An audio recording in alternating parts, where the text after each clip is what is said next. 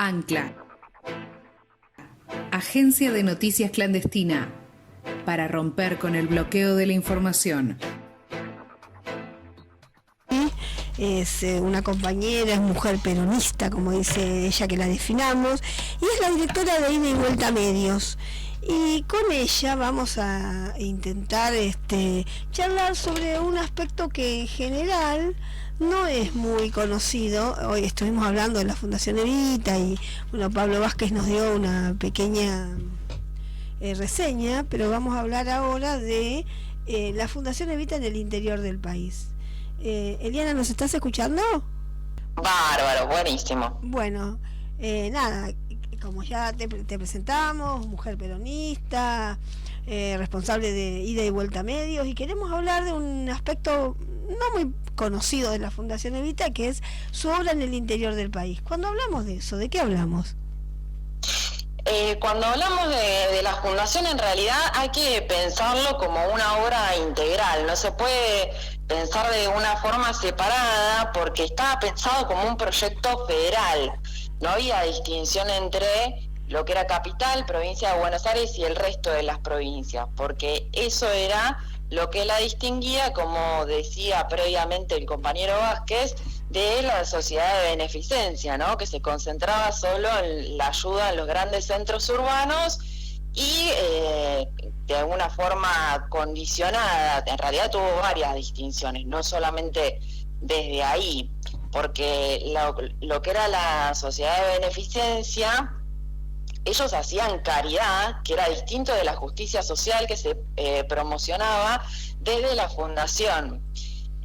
Esta gente organizaba colectas, para aclarar al oyente, la sociedad de beneficencia estaba integrada por las damas de la alta sociedad, para ponerlo en un contexto por ahí más contemporáneo, y ellos organizaban colectas en las cuales los niños que estaban en los asilos de la sociedad, rapados y uniformados, los mandaban a pedir limosnas a las calles de la ciudad, y a las nenitas las hacían coser ajuares para otras con mucha más suerte que ellas, ¿no? Entonces ahí tenemos la gran diferencia entre la obra enorme que fue la Fundación Eva Perón y la Sociedad de Beneficencia, que tenía estos bemoles, por decirlo de alguna manera.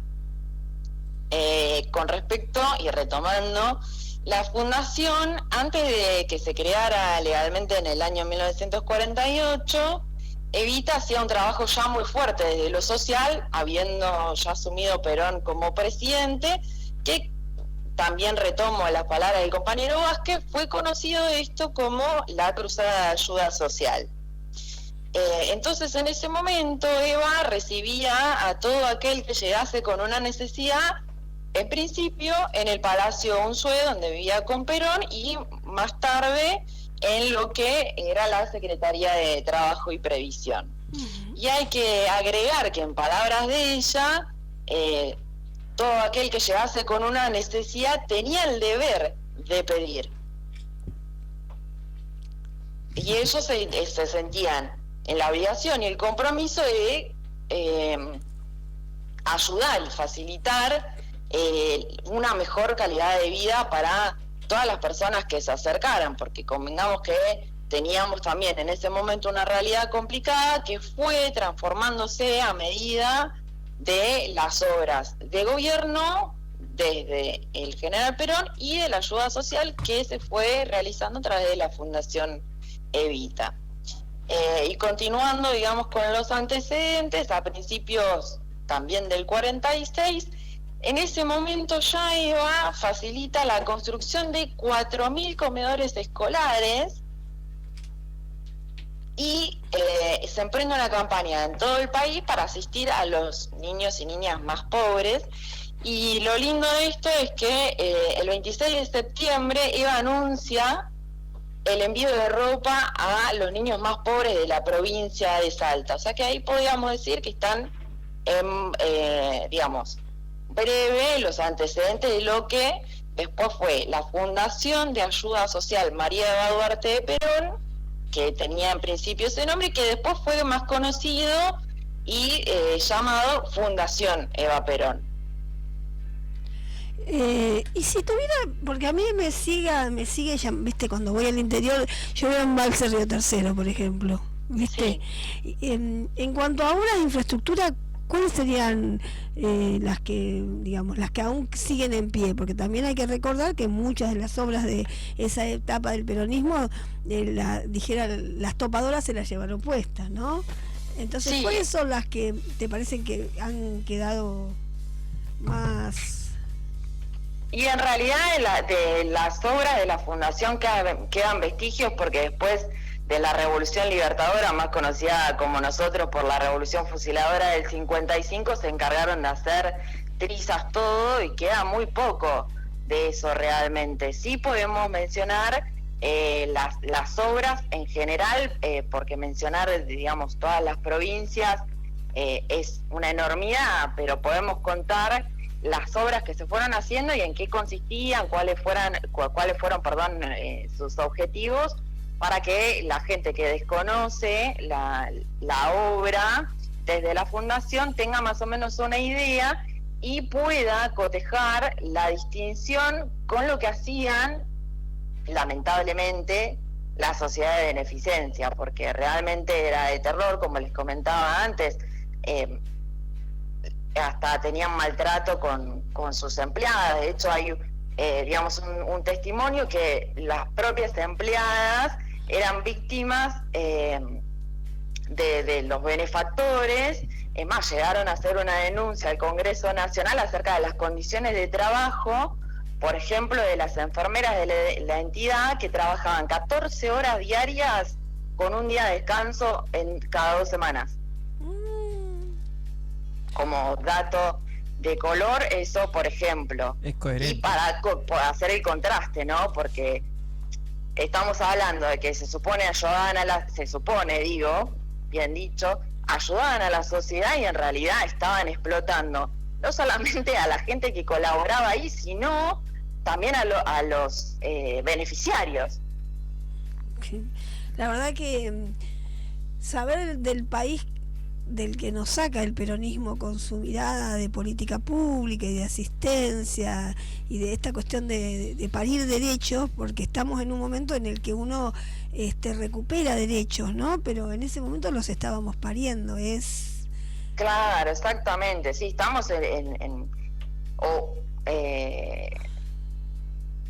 transitando una etapa en la que recuperamos derechos, pero ahí, como bien decís vos, estábamos pariendo los derechos y pensado desde una integralidad, desde lo general a lo particular. Hoy por ahí estamos más en las cuestiones particulares de las minorías, que no está mal, pero hay que pensar de lo macro a lo micro, es decir, yo tengo que resolver primero el hambre, la vivienda, la ropa, etcétera, para después abocarme sí a las necesidades particulares de cada uno, porque en realidad el concepto de felicidad, de justicia social del peronismo reside ahí.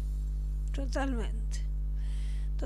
La verdad que está piola que podamos describir a lo que hizo la Fundación Evita, con una mirada así de integralidad, porque por momentos quienes trabajamos la cosa de lo social parece que la integralidad es un descubrimiento de nuestros días, y en realidad Evita con su mirada ya lo había parido, ¿no?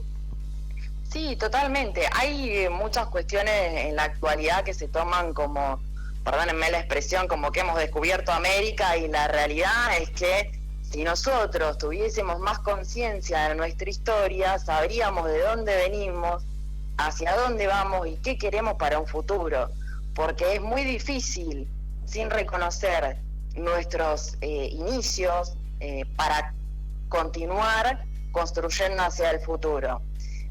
Es muy interesante esto, lo que proponen ustedes, de recordar este hecho, no solo para digamos, los que militan, sino también para el ciudadano de a pie, porque, como les digo, para mí es fundamental la formación en este sentido, no solamente ideológico partidaria, sino también como ciudadano, para uno saber cuáles son sus derechos y qué es lo que le corresponde.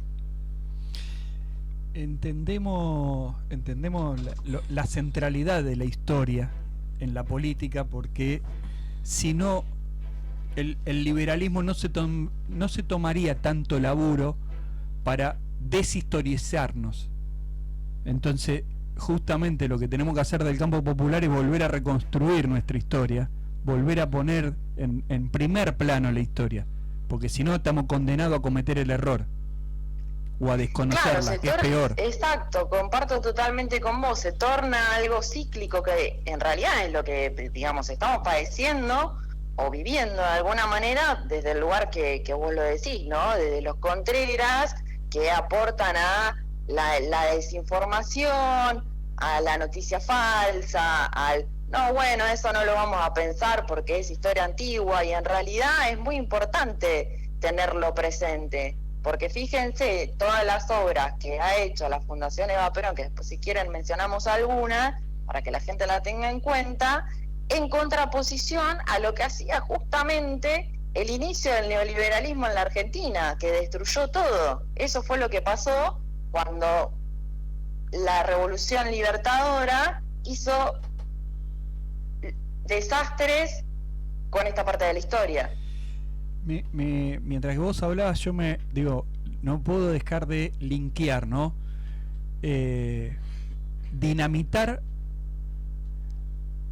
la residencia Alza Unzué porque ahí murió Eva Perón. Dinamitar tomógrafos de primera generación que países de Europa no tenían solo porque estaban inventariados por la Fundación Eva Perón, lo tenés que linkear indefectiblemente con el congelar el plan Cunita o dejar vencer vacunas del último gobierno conservador macrista, ¿no? No es casualidad.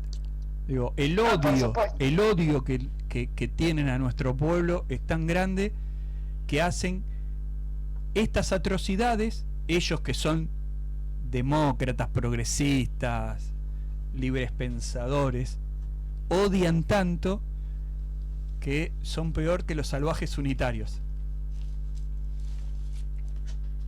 Perdón.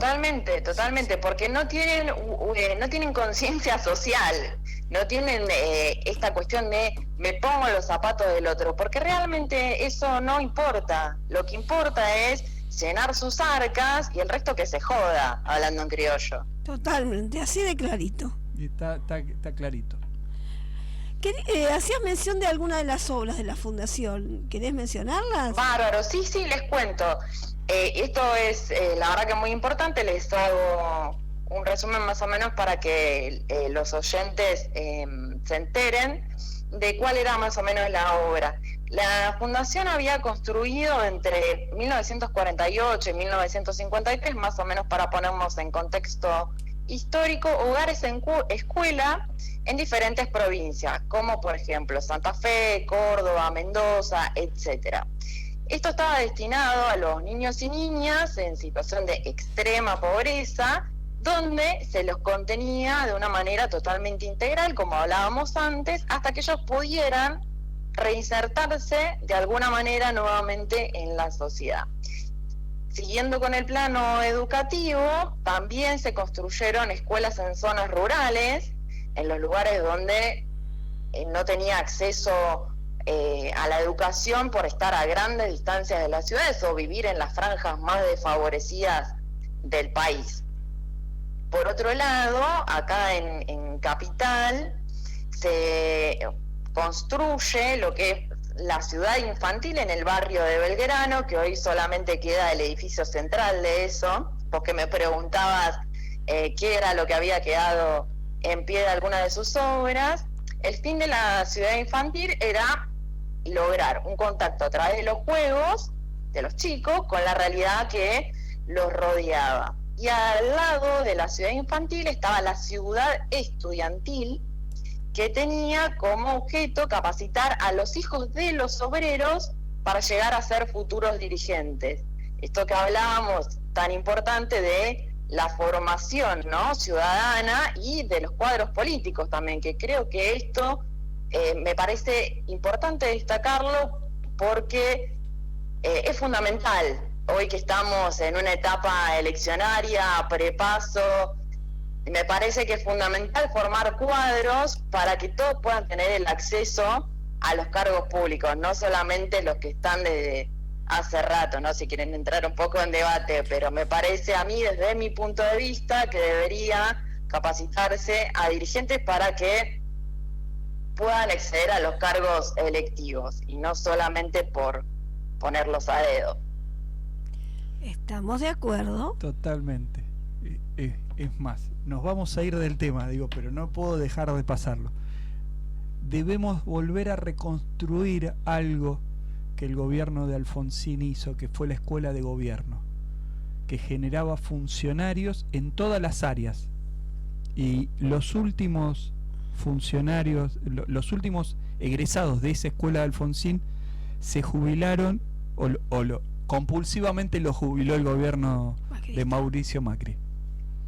Claro, te digo más, si lo hablamos desde un lugar del peronismo, en esas épocas existía la Escuela Superior de Formación Superior Peronista, de ahí salieron los mejores cuadros del peronismo, y hoy la verdad no contamos con esas herramientas, y si hay son muy pocas, o por ahí la estructura no alcanza, no llega, se piensa desde lo micro y no desde lo macro.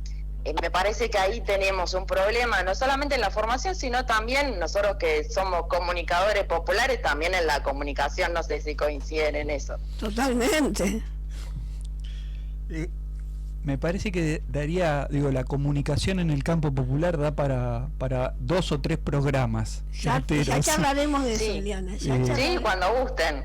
Sí, claramente. Lo comentábamos ayer en algún Zoom.